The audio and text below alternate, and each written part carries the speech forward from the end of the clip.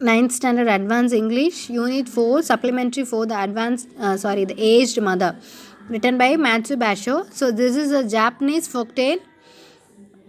We'll see the story now. This Japanese folktale is also known as the story of the aged mother. It highlights that the aged are sharp-witted. It describes the love and affection a son and his mother have for one another. It describes the love and affection a son and a mother and his mother have for one another. Long, long ago, there lived at the foot of the mountain a poor farmer and his aged widowed mother. They owned a bit of land which supplied them with food, and they were humble, peace, and happy. The country shining was gone by despotic leader who though a warrior, had a great and cowardly shrinking from anything suggestive of failing health and strength. This caused him to send out a cruel proclamation. The entire provinces was given strict orders to immediately put to death all aged people. Those were barbarous days, and the custom of abandoning old people to die was not uncommon. The poor farmer loved his aged mother with tender reverence, and the order filled his heart with sorrow. But no one ever thought twice about obeying the mandate of the governor. So, with many deep and hopeless sighs, the youth prepared for what at the time was considered the kindest mode of death. Just at sundown, when his day's work was ended, he took a quantity of unwhitened rice, which was principal food for the poor, and he cooked, dried it, and tied it in a square cloth, which he hung in a bundle around his neck along with a gourd filled with cool, sweet water. Then he lifted his helpless old mother to his back and started on his painful journey up the mountains. The road was long and steep. The narrow road was crossed and recrossed by many paths made by the hunter and woodcutters. In some places they lost and confessed, but he gave no heed. One path or another, it mattered not. On he went, climbing blindly upward, ever upward towards the high pass summit of what is known as Obatsuyama, the mountain of the abandoning of the aged.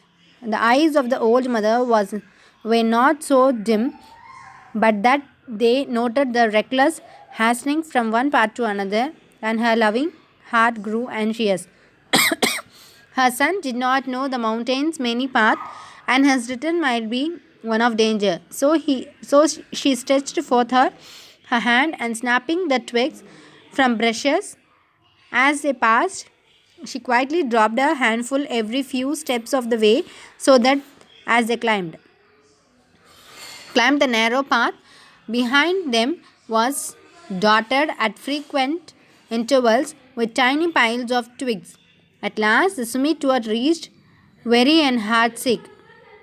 The youth gently released his burden and silently prepared a place of comfort as his last duty to the loved one. Gathering fallen pine needles, he made a soft cushion and tenderly lifted his mother onto it. He wrapped her padded coat more closely about the stooping shoulder, and with tearful eyes and an aching heart, he said fearful.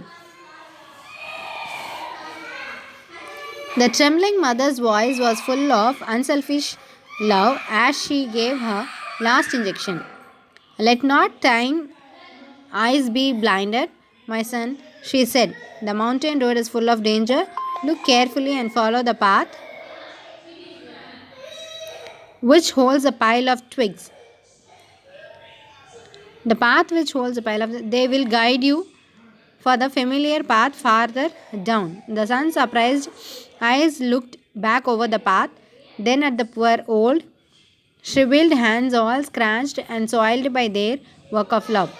His heart broke within, and bowing to the ground, he cried aloud, "Oh, honorable mother, your kindness breaks my heart. I will not leave you. Together we will follow the path of twigs, and together we will die."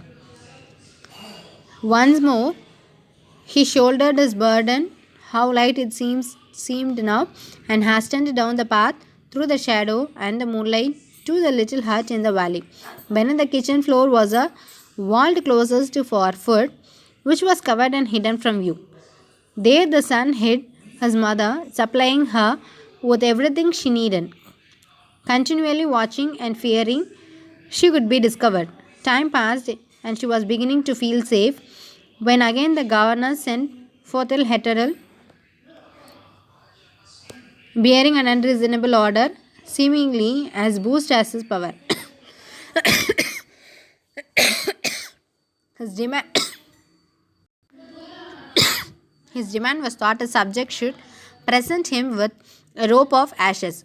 The entire province trembled with dread. The order must be obeyed, yet who in all shining could make a rope of ashes? One night in great distress, the son whispered the news to the hidden mother. Wait, she said, I will think. On the second day, she told him that what to do. Make rope of twisted straws, she said. Then stretch it upon a row of flat stones and burn it on a windless night. He called the people together and did as she said. When the blaze died down, thereupon the stones, with every twist and fiber showing perfectly, lay a rope of ashes. The governor was pleased at the wit of the youth and prayed greatly, but he demanded to know where he had obtained his wisdom. Alas, alas, cried the farmer, the truth must be told.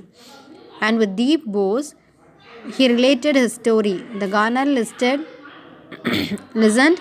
and then meditated in silence. Finally, he lifted his head, shining needs more than strength of youth. He said gravely, Ah, that I should have forgotten the well known saying, with a crown of snow, there cometh wisdom. That every hour the cruel law was abolished and custom drifted into a past that only legends remain. So, about the author here, Matsuo Basho, 1644 to 1694, is one of the most famous poets of Japan. In Japan, many of his poems were seen on monuments and traditional sites. Basho was introduced to poetry at the young age, and he quickly became a well-known throughout Japan. He made a living as a teacher, but later traveled throughout the country to gain inspiration for his writing.